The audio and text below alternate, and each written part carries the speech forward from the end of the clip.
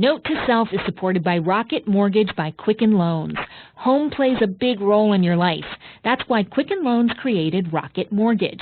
It lets you apply simply and understand the entire mortgage process fully, so you can be confident that you're getting the right mortgage for you. To get started, go to rocketmortgage.com/note. Listener supported. WNYC Studios. Hi, Manish. My name's Jeff. I'm a black man, Chicago native, and the father of 2 young boys. I want them to gain some insight into how to navigate the digital world. However, after creating an email account for our first son, someone recently tried to hack into that account. I like sharing where I am with my friends. I like posting on Instagram. The problem is I'm also an abuse survivor. There was a moment last year when I had an online wedding registry and an RSVP list, and my abuser found it and RSVP'd to my wedding. I use Facebook all the time, specifically Facebook Messenger. I have downloaded the app and used it and then deleted it and gotten totally rid of it and then downloaded it again and then deleted it again, mostly because I have a level of unease about how much data I am giving Facebook for free. So many stories from you listeners about how you love the convenience of living online, but you don't like what little control you have over where your personal information goes or who can see it. And you told us you feel like you don't have much of a choice, like Laura from Hoboken, New Jersey. I am a stay-at-home mom getting ready to re-enter the workforce, and now I need to make sure I'm searchable and share a lot of information about myself because it's vital to getting a new job, and I'm feeling really conflicted between the two things that are really important to me, one being privacy and the other about being, I guess, perceived as relevant. Or Emily from Toronto. I'd always just kind of grown up with this separation of like the real world and then the internet world where people can just know whatever they want and, you know, whatever, that's my internet life. But no, actually, it's super invasive. Just because it's online doesn't mean that it's actually different. It's still your life.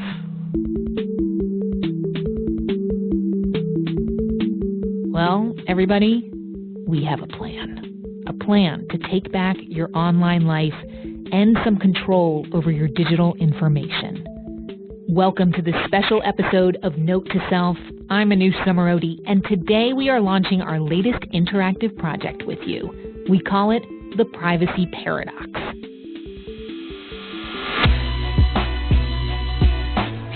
A week of daily challenges to help you understand where your information goes, weigh the trade-offs, and then make digital decisions that you can live with.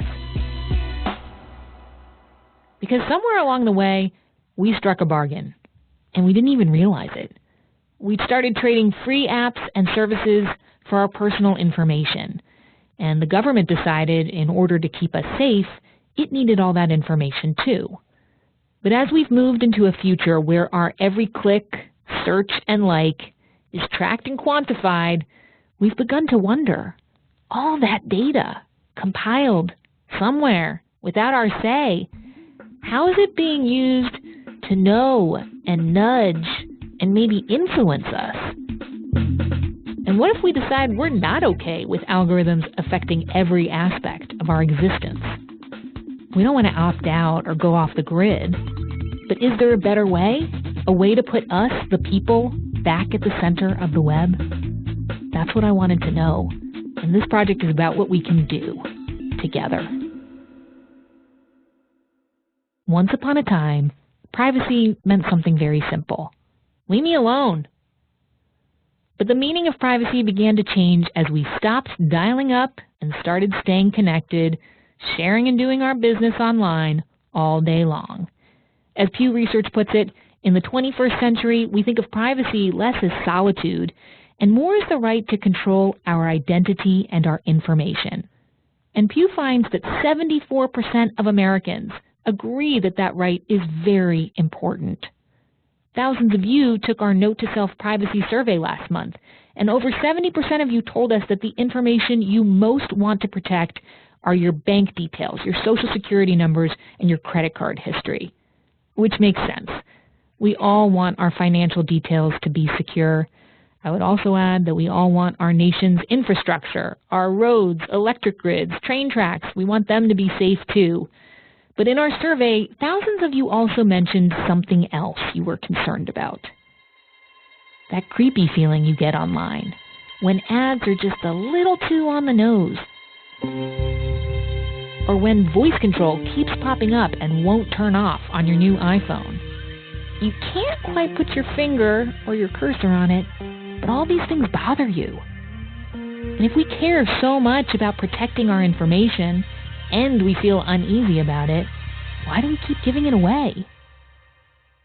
Researchers call this question the privacy paradox. We are all, or most of us, interested in privacy. Professor Alessandro Acquisti studies the behavioral economics of privacy at Carnegie Mellon University. He is also, as you just heard, Italian. Alessandro says our actions rarely echo our words when it comes to privacy. We want more privacy. We want more control over personal information. In actions, we seem to be quite confident and happy with revealing even sensitive information with strangers online. So we talk the talk, but we don't walk it. But why? Because researchers say we suffer from immediate gratification bias and hyperbolic discounting. Basically fancy words for impulse posting. When you reveal the personal information, you upload a funny photo on Facebook, you get usually an immediate benefit. I've observed this in myself and, just anecdotally talking to people, this moment, right, where you're like, oh, this new app looks super cool. Okay, I'm going to sign up for it. Oh, they want me to accept all these terms of services. I'm not going to read them all. I'm a terrible person. I'm giving away my identity and information, but I really want to use this app, and it's so easy. Just click accept. Okay, done. Okay, forget it. Let's not think about that anymore. It's like this split second of ickiness, and then the convenience just always seems to outweigh the icky feeling. Exactly. We tend to gratify our current self, and we push cost on our future self. Instagram likes. Click. Download a game to play in the long airport security line. Oh, who cares about privacy when the instant gratification of the internet is so instantly satisfying? Sure, there are those nightmare stories, but what are the odds it's going to happen to you? As Alessandro says, your future self will probably be fine. The worst that will likely happen is you feel kind of violated by all the companies and maybe the government tracking you along with everyone else. But we can live with that icky feeling, or can't we? Melissa in Brooklyn says the icky feeling is haunting her. I think about privacy issues probably 80% of the days that I use Facebook. So the lack of privacy is gnawing at us. And sometimes the information we give away does come and bite us on the butt. In our survey, many of you sent us stories of personal privacy lost. One man said his religious wife filed for divorce after Facebook changed its settings and revealed to her that he belonged to an atheist Bible study group. Another listener told me she did not appreciate being shown fertility ads for months after having surgery to remove her ovaries. So for someone who just lost their ovary at a very young age to a very rare tumor, that was really harrowing and also just, frankly, quite upsetting. Richard in San Diego is in the military. His wife, now ex, tried to prove he had cheated on her by doing research online and taking what she found to his commanding officer. She hacked my social media accounts and my email account and compiled all the information she thought was evidence and sent a package to my CO of the command I was at. The CO called me into his office and interrogated me for 3 hours. I didn't get in trouble at all, and what I did get was a better awareness of my privacy. We even heard from a U.S. congressman. Hi, it's Rush Holt. Well, for years, I was in the U.S. Congress, and I was really creeped out by what the NSA was doing and how much they were lying about it. Listeners reported seeing their own emails in WikiLeaks dumps and being followed by stalkers. The list goes on. Some of us are fearful for our personal safety. Mostly we're just fearful of public embarrassment or hassles. But when does an individual's worry turn into a systemic one? What about the worst-case scenarios? Tracking and persecution has happened throughout history, from the Stasi in Eastern Germany to today in North Korea, Iran, Sudan. And then there's the homegrown variety, mobs on Twitter destroying lives with Gamergate, and then that weird Comet Pizza story. File this under what happens when fake news stories use the names of real people and places, but not real facts. States and angry individuals punishing people for their sexual orientation or political views that they may or may not have explicitly shared online. Russian hackers, anyone? When we come back, is having ourselves and our information laid out for governments and advertisers to graze on just a fact of digital life? What it's going to take to resolve the privacy paradox and how it starts with you. Don't go away.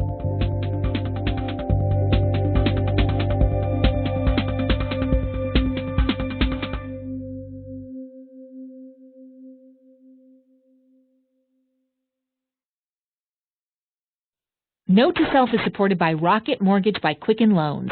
Chances are you're confident when it comes to your work, your hobbies, and your life.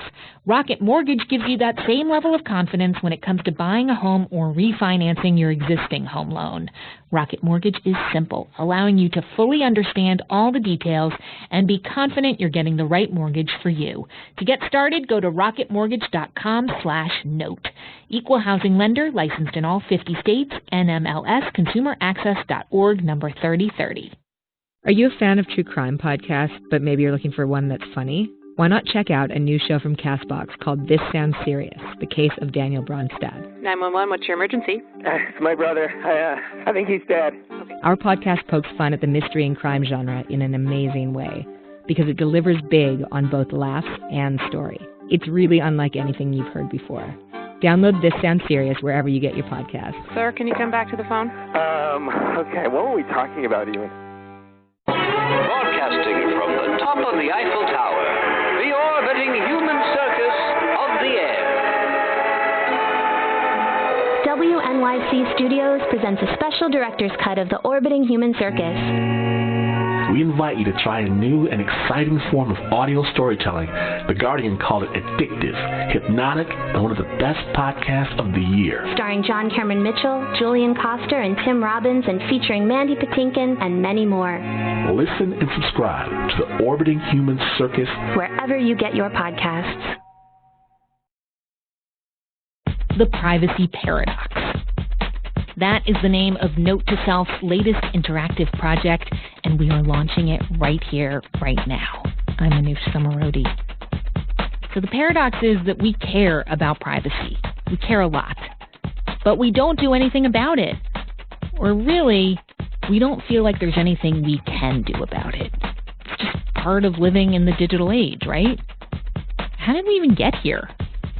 Take the terms of service. Day in, day out, we click agree. When did signing something that takes away your right to your own information become so normal? In our Note to Self privacy survey, we asked thousands of you, how do you feel when a company asks you to agree to its terms of service? More than a third of you, 37%, said that you feel resigned. This is the deal we make to get convenient stuff. No choice about it. A quarter of you feel annoyed. The length of these things and the legalese is ridiculous. Another quarter feels guilty, like you should read them, but you don't. Those of you who feel guilty, good news. This project is going to let you off the hook. More later. And anyway, just 8% of you felt indifferent. There's lots of negative emotion around terms of service. Other words some of you used were angry, manipulated, bullied. How did we get here to a point where to use the stuff that we need all day long, first we have to feel so bad? For this, we turn to the retired Harvard professor at the nexus of this question. We think of the internet as a democratizing influence, and that is true. That is absolutely true. But what's different is the kind of capitalism that is being built on top of that process. To describe this new kind of capitalism, Shoshana Zuboff coined the term surveillance capitalism. I'll begin with a company that I consider to be the ground zero of surveillance capitalism, which is Google. Google is to surveillance capitalism in the 21st century what General Motors was to managerial capitalism and mass production in the 20th century. General Motors was the world's largest motor vehicle manufacturing company. It drove the U.S. economy for much of the 1900s. Fast forward to the turn of this century, and you can see the birth of a new kind of corporation. That's when Google perfected their algorithms to let us search for absolutely anything online. And then the founders started experimenting with different ways to turn those algorithms into dollars. And they discovered the money wasn't in search. It was in the people doing the searching. Us. What they discovered was that they can take these traces of our behavior, or digital breadcrumbs, things that nobody cares about. And they discovered that by scooping all of that up and organizing it and analyzing it, they could do something that comes very close to predicting our behavior. You know what that's like. Ads for that pair of sneakers that you looked at online, then following you around from your laptop to your phone. Or the algorithm that deduces, I might be interested in hiring a divorce attorney because I Googled summer vacations. And studies show divorce rates tend to spike after the summer break. And so do Google searches for divorce attorneys. So here's where we veer away from the General Motors style of capitalism. What General Motors and Google have in common is that they're both pioneers. In General Motors' case, it made things that it sold to us. And it hired us to help make those things. So General Motors was dependent upon its populations as the source of employees and the source of customers. In Google's case, what it discovered was the fastest way to make money was to take our data, to translate it into predictions about us, and to sell it to somebody else who could benefit from knowing what we are going to do soon and later. We become what I call sources of surplus. General Motors sells cars, Google sells us.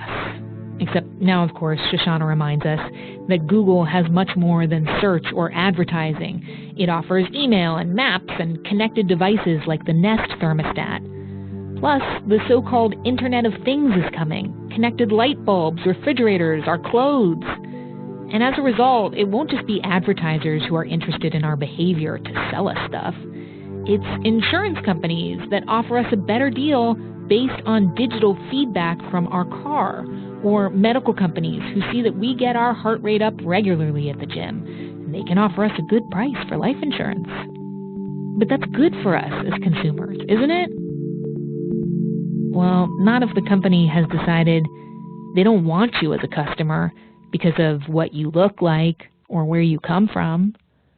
Should we care if they can collect and measure all our behavior?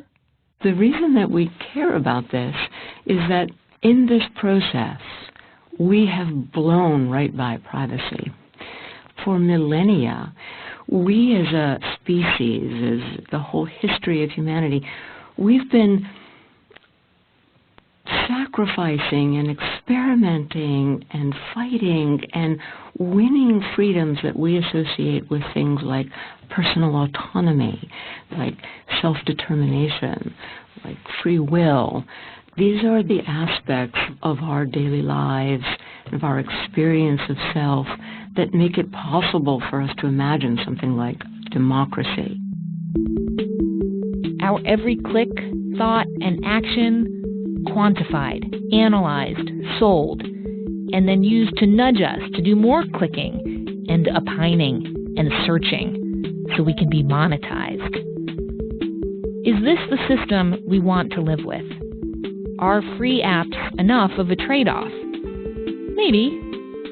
Or maybe there need to be more checks and balances, or an ethical agreement between tech makers and their users, or alternative kinds of technology.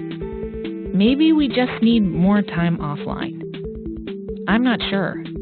And this is what I want to explore with you listeners, because also this isn't just about shopping. It's also about basic human rights and dignity and democratic principles.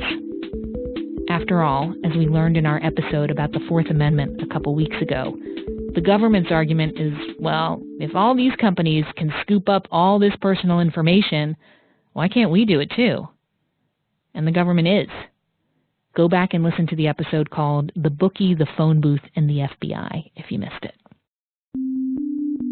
But the situation isn't set in stone. We can rewrite the code of online conduct.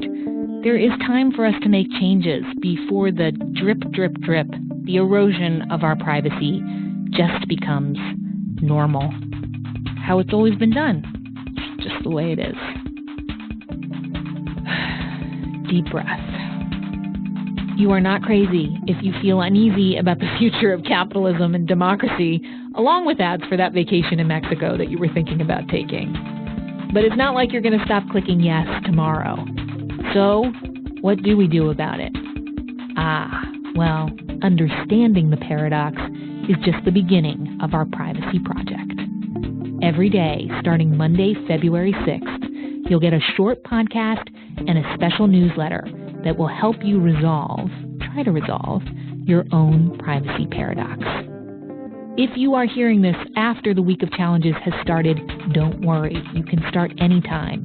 But to take part, do sign up. And yes, we have a written privacy statement in plain English, and we will not share your email address.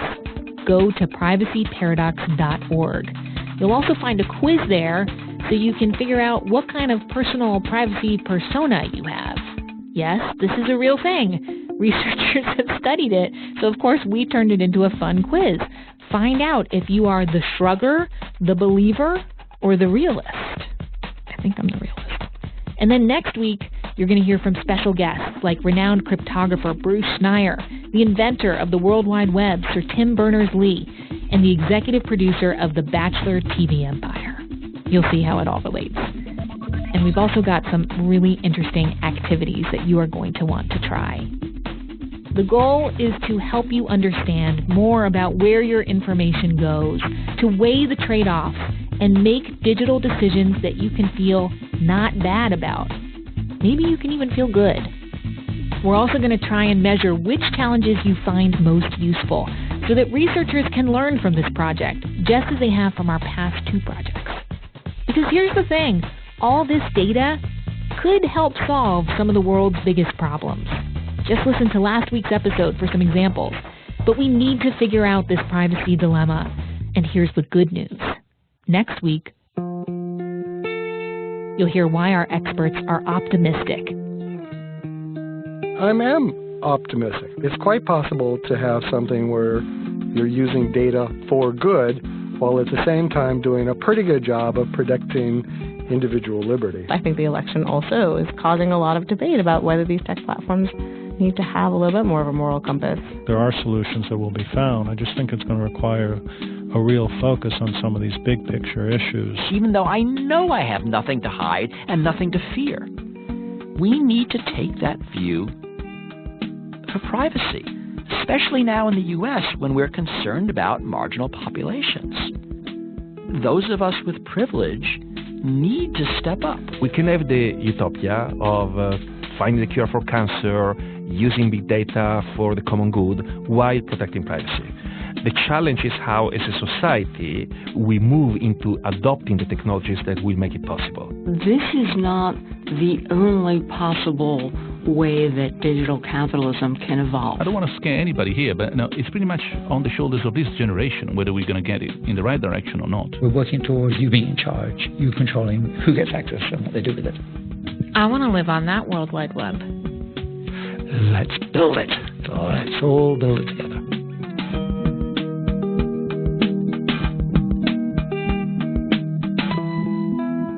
I'm pumped. I hope you are too. PrivacyParadox.org. We'll be in touch. Just a reminder, the week of challenges, February 6th through the 10th. We know you're busy and that you know this matters. Drop in, check it out, spread the word. The Note to Self team is Jen Poyant, Kat Aaron, and Joe Plourde. Many thanks to composer Hannes Brown, producer Megan Cunane, and all the teams at WNYC helping to make this project possible. Note to Self is a production of WNYC Studios. I'm Anoush Summerode.